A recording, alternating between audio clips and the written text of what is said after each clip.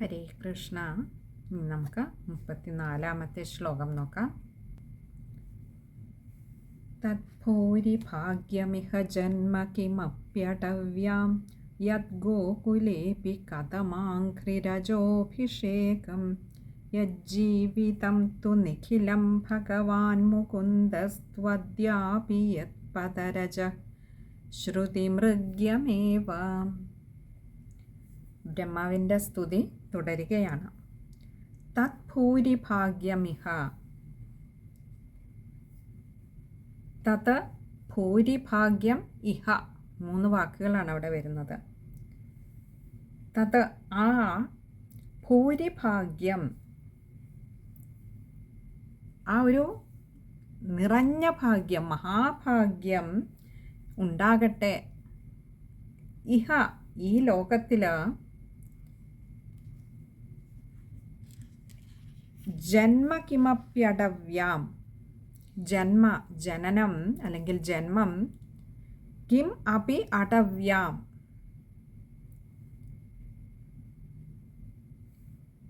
Kim അപി എന്തെങ്കിലും ഒന്ന്, അടവ്യാം എന്ന് പറഞ്ഞാൽ കാട്ടിൽ, അതായത് ഈ വൃന്ദാവനത്തിൽ എനിക്ക് ഏതെങ്കിലും തരത്തിലൊരു ജന്മം, മഹാഭാഗ്യം നിറഞ്ഞ ഈ ഒരു ജന്മം ഏതെങ്കിലും രൂപത്തിൽ എനിക്ക് ഉണ്ടാകട്ടെ. യത് ഗോകുലേപി കഥമാഘ്രി രജോഭിഷേകം. യത് ഗോകുലേപി,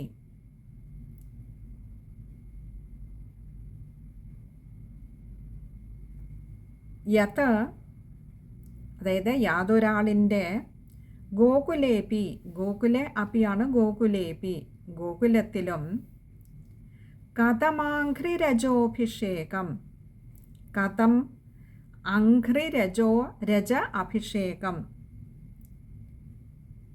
ഏതെങ്കിലും ഒരുവൻ്റെ, യാതൊരാളിൻ്റെയാണോ അഘ്രി രജ അഭിഷേകം, പാദരജസ്സുകൊണ്ടുള്ള, പാദത്തിലെ പൊടി കൊണ്ടുള്ള അഭിഷേകം, അതിൻ്റെ ഒരു സംബന്ധമുണ്ടാകത്തക്കതായിട്ടുള്ള യജ്ജീവിതം. യത് ജീവിതമാണ്.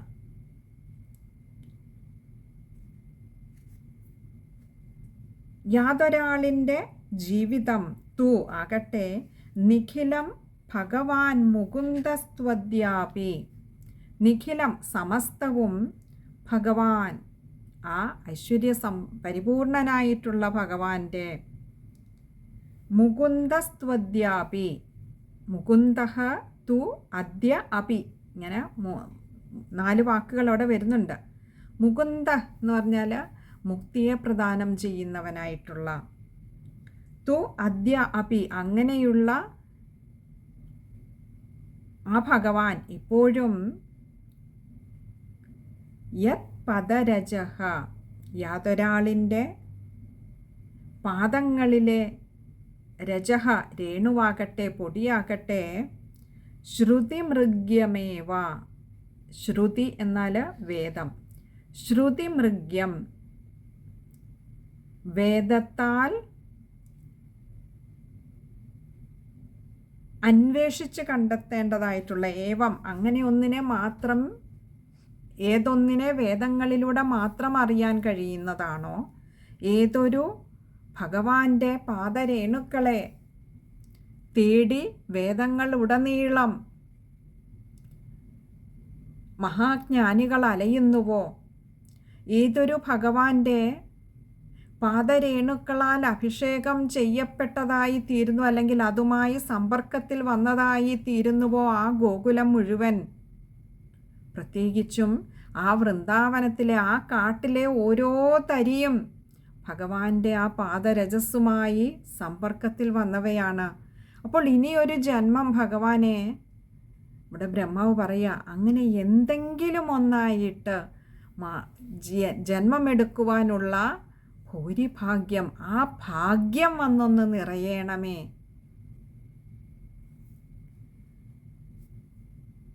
ഇവിടെ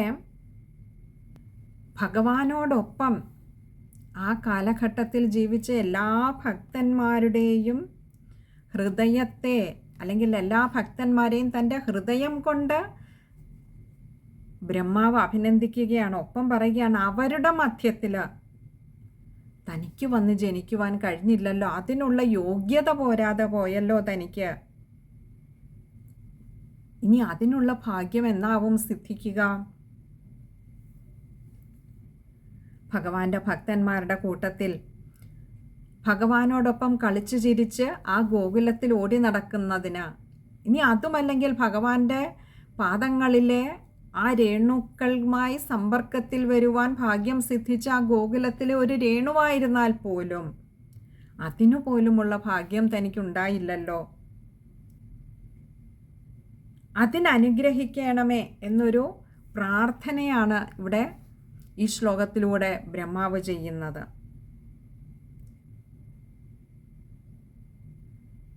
അതിപ്പോൾ എന്തായിട്ടായിരുന്നാലും കുഴപ്പമില്ല. ആ അടവിയിൽ, ആ കാട്ടിലെ വൃന്ദാവനത്തിൽ ഒരു പുല്ലായിട്ടാണെങ്കിൽ പോലും അതൊരു ഭാഗ്യമാണ്.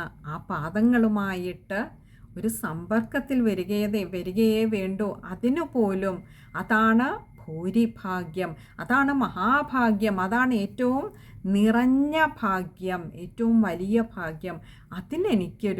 എനിക്ക് ഒരു ഭാഗ്യമുണ്ടായിരുന്നെങ്കിൽ ഇപ്പോൾ എനിക്ക് അതിനുള്ള ഭാഗ്യമില്ലാതെ പോയല്ലോ.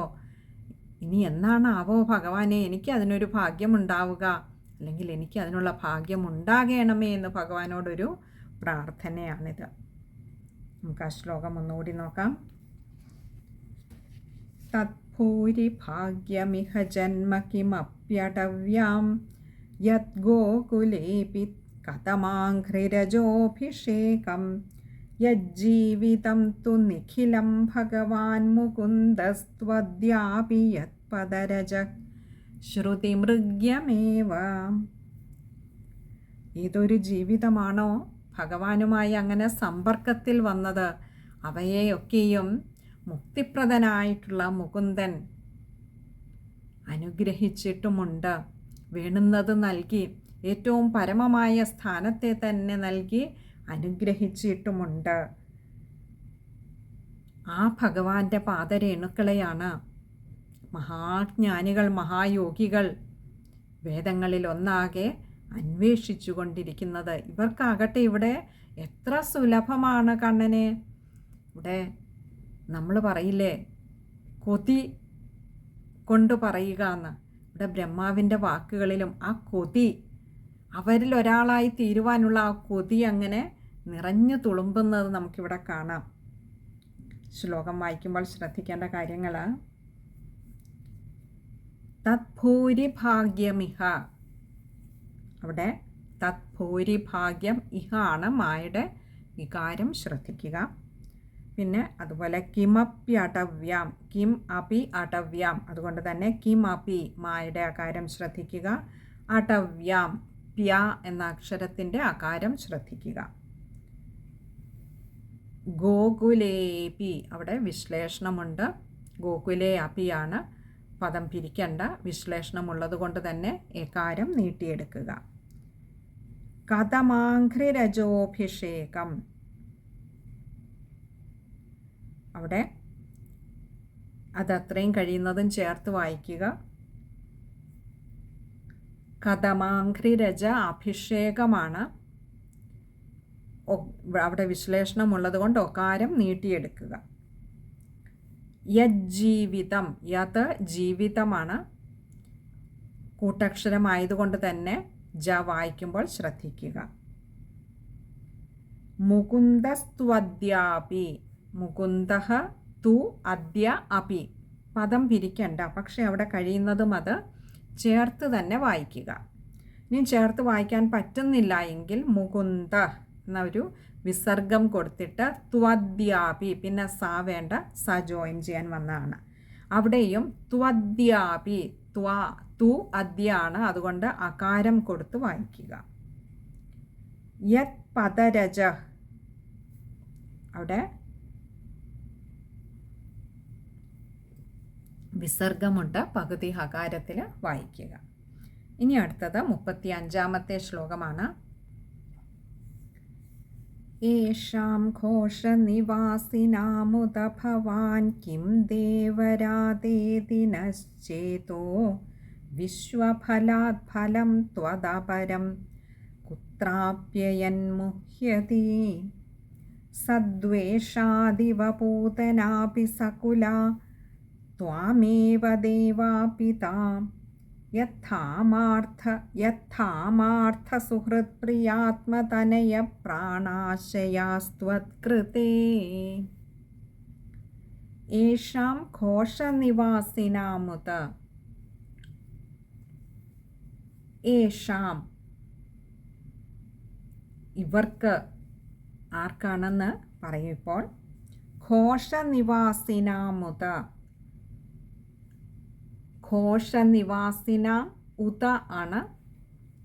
ഘോഷനിവാസിനാം ആ ഗോകുലവാസികളായിട്ടുള്ള ഇവർക്ക്.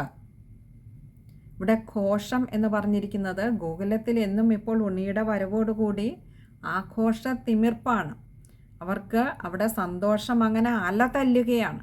അവർക്കെല്ലാം ആഘോഷമാണ്. ഉണ്ണി ചിരിച്ചാൽ ആഘോഷം, ഉണ്ണി നോക്കിയാൽ ആഘോഷം, ഉണ്ണി മൂത്രമൊഴിച്ചാൽ പോലും ആഘോഷമാണ്. അവരുടെ ദേഹത്തേക്കാണ് മൂത്രം ഒഴിക്കുന്നെങ്കിൽ പോലും ആഘോഷമാണ്. ഇന്ന് ആ ഉണ്ണിമൂത്രം നമ്മൾ പറയാറുണ്ട് പുണ്യാഹം എന്നൊക്കെ അല്ലേ. ഇന്ന് ആ ഉണ്ണിയുടെ മൂത്രം ഇന്ന് എൻ്റെ ദേഹത്താണ് ഉണ്ണി മൂത്രമൊഴിച്ചത്, എന്നോടാണ് ഇഷ്ടം കൂടുതൽ, ഇങ്ങനെ തുടങ്ങി എല്ലാം ഗോകുലത്തിൽ ആഘോഷമാണ്. അങ്ങനെയുള്ള ആ ഗോകുലവാസികളായ ഇവർക്ക്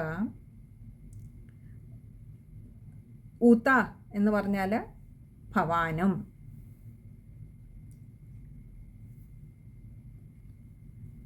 ഭഗവാനും, ഭവാൻ കിം ദേവരാതേതി നശ്ചേതോ, ഭവാൻ കിം, ഭവാൻ ഉത എന്ന് പറഞ്ഞാൽ അല്ലയോ ഭഗവാനെ, ഭഗവാനും കിം ദേവരാതേതി നശ്ചേതോ, കിം ദേവ രാധ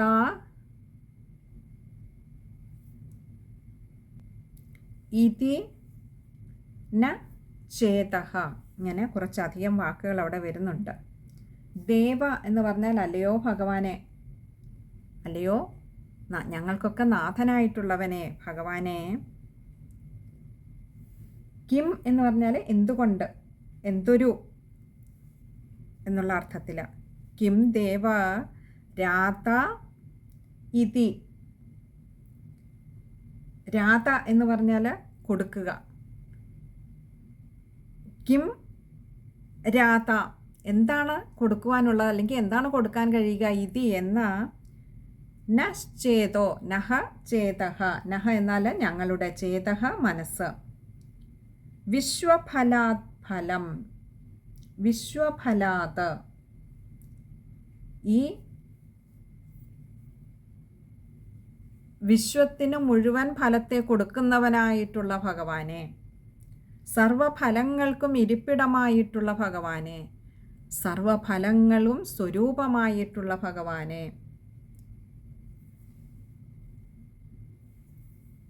അങ്ങനെ സമസ്ത ഫല സ്വരൂപനായിരിക്കുന്ന അവിടുത്തെ ഫലം എന്ന് പറഞ്ഞാൽ കിം ഫലം എന്ന് പറഞ്ഞാൽ എന്തു ഫലത്തെ. അപ്പോൾ ഇവിടെ ചോദിക്കുകയാണ്, ഇവിടെ ബ്രഹ്മാവ് തന്നെ പറയുകയാണ്, എന്താ, വ്രജവാസികളായിട്ടുള്ള ഇവർക്ക്, ഈ ഗോകുലവാസികൾക്ക്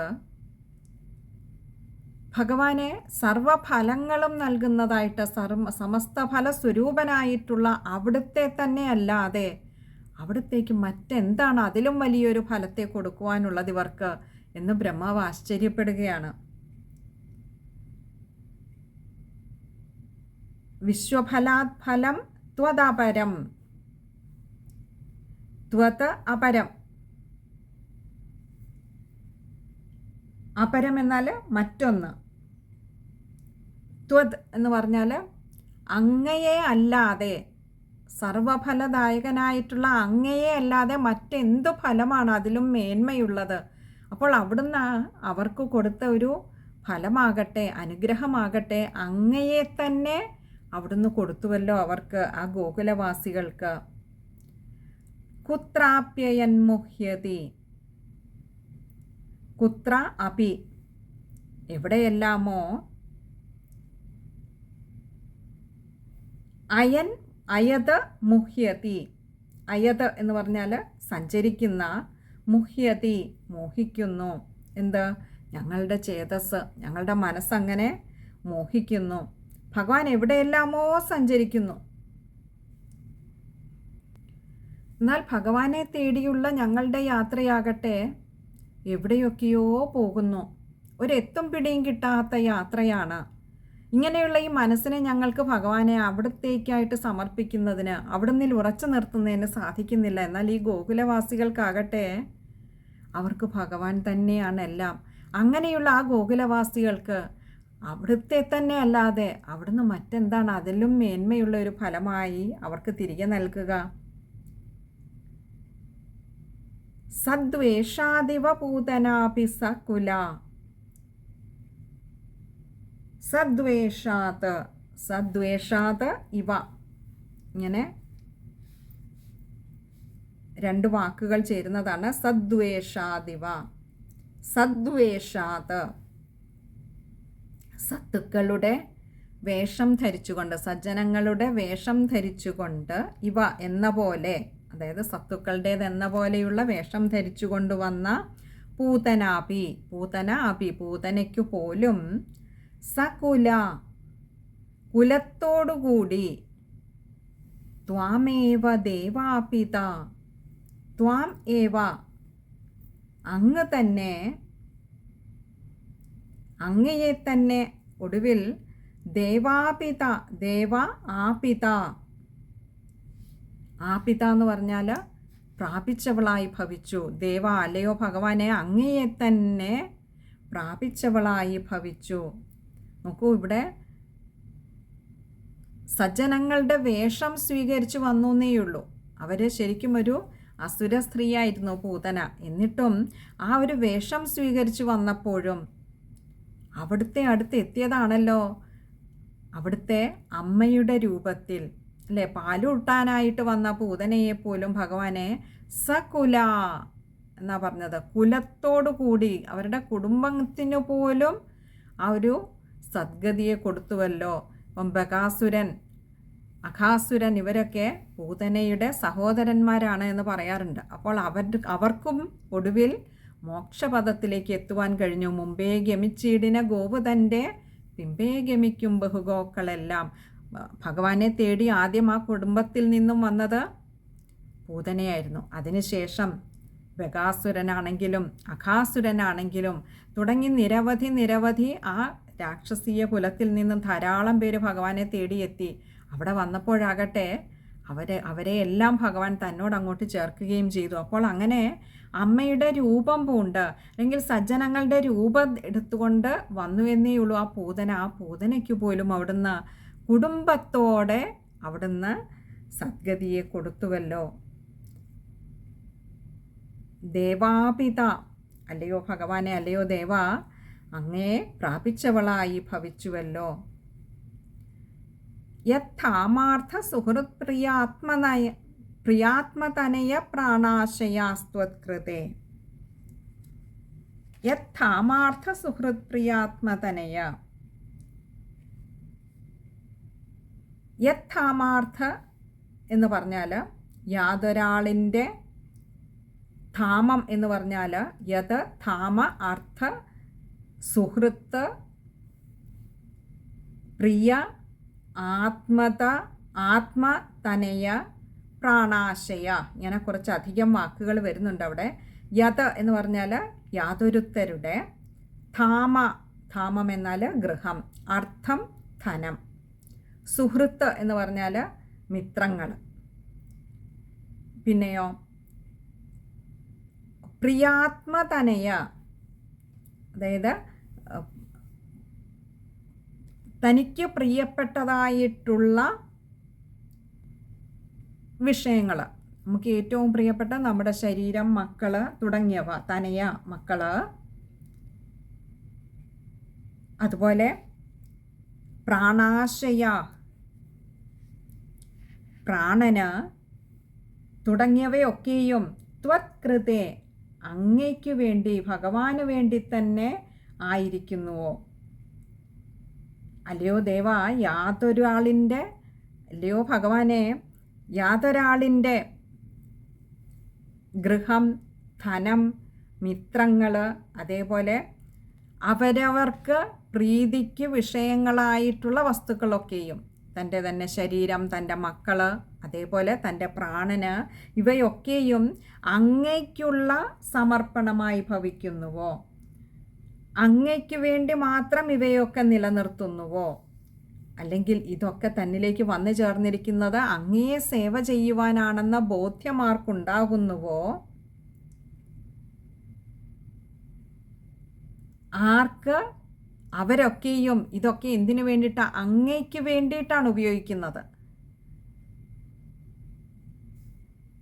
അതിന് ഉദാഹരണമായിട്ടാണ് ഇവിടെ ഗോകുലവാസികളുടെ കാര്യം പറഞ്ഞത്.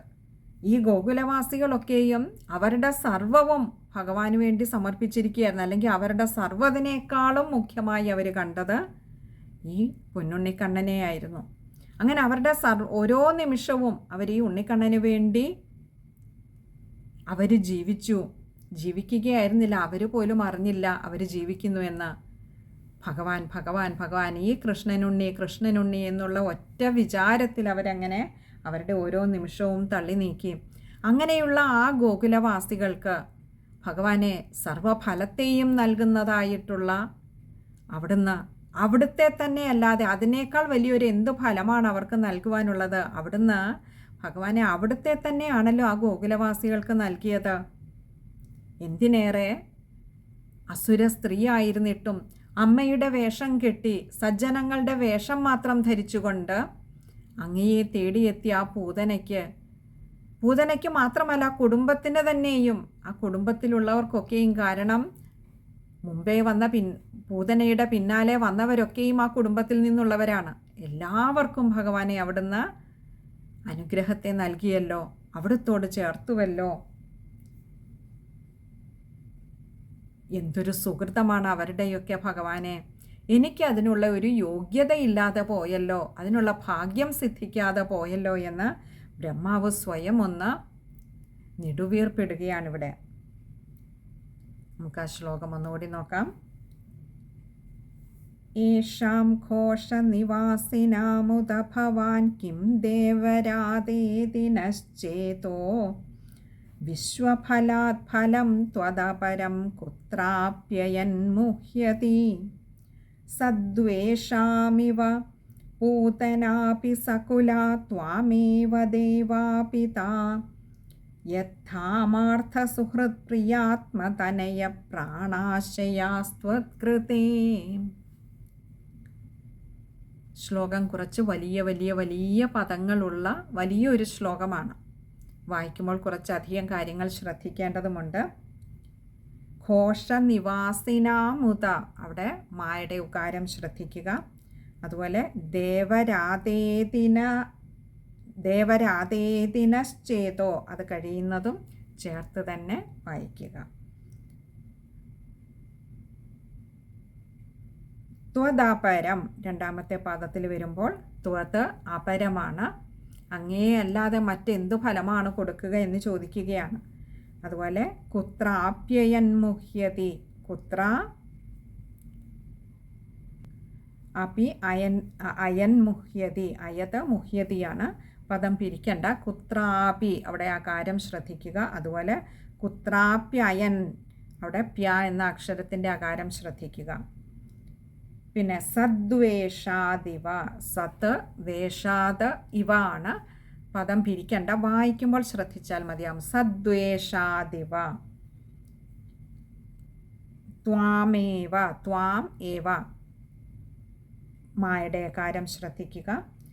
നാലാമത്തെ പാദത്തിലേക്ക് വരുമ്പോൾ അത് മുഴുവൻ തന്നെയും ചേർത്ത് വായിക്കേണ്ടതാണ്. യഥാമാർത്ഥ സുഹൃത്പ്രിയാത്മതനയ പ്രാണാശയാസ്ത്വത്കൃതേ, സർവവും അങ്ങയ്ക്ക് വേണ്ടി സമർപ്പിച്ചിരിക്കുന്നു. അതെന്തൊക്കെയാണ്? സാധാരണക്കാരായ ലൗകികരായിട്ടുള്ള ആളുകളൊക്കെ എന്തൊക്കെ തൻ്റേതെന്ന് കരുതി ചേർത്ത് വെക്കുമോ അത് മുഴുവൻ തന്നെ തന്നെയും, അതിനാണ് അവസാനം പ്രാണൻ എന്നൊരു വാക്കുകൂടി പറഞ്ഞത്. ഒടുവിൽ മഹാബലിയെ പോലെ തൻ്റേതെല്ലാം കൊടുത്തു ഭഗവാൻ തൻ്റെ രണ്ടടികൾ കൊണ്ട് അളന്നെടുത്തു കഴിഞ്ഞപ്പോൾ മൂന്നാമത്തേതായി കൊടുക്കാനൊന്നുമില്ലെന്ന് കണ്ടപ്പോൾ മഹാബലി തിരിച്ചറിഞ്ഞു, തന്നെ സമർപ്പിച്ചില്ല. ഒടുവിൽ തന്നെ സമർപ്പിച്ചു മൂന്നാമത്തെ അടിയായി. ഇവിടെ അതുകൊണ്ടാണ് പറഞ്ഞത് തൻ്റേതായിട്ടുള്ളതെല്ലാം അവിടെ ആദ്യം പറഞ്ഞു അല്ലേ. അർത്ഥം, ധാമം, അർത്ഥം, സുഹൃത്തുക്കൾ, തൻ്റെ മക്കൾ എല്ലാം പറഞ്ഞു, തൻ്റെ ശരീരം എല്ലാം പറഞ്ഞു. ഒടുവിൽ തന്നെയും പ്രാണൻ തന്നെയും അങ്ങോട്ട് സമർപ്പിച്ചവരാണ് ഗോകുലവാസികൾ എന്ന് പറഞ്ഞു. അപ്പോൾ അത് മുഴുവൻ ഒറ്റ ഇതിൽ തന്നെ ചേർത്ത് തന്നെ വായിക്കേണ്ടതാണ്. അത് ശ്രദ്ധിക്കുക. ഇത് ഇത്തരം കാര്യങ്ങളാണ് ഈ ഒരു ശ്ലോകം വായിക്കുമ്പോൾ ശ്രദ്ധിക്കേണ്ടതായിട്ടുള്ളത്. ഇനി അടുത്തത് 36-ാമത്തെ ശ്ലോകമാണ്. അതടുത്ത സത്സംഗത്തിൽ കാണാം. ഹരേ കൃഷ്ണ.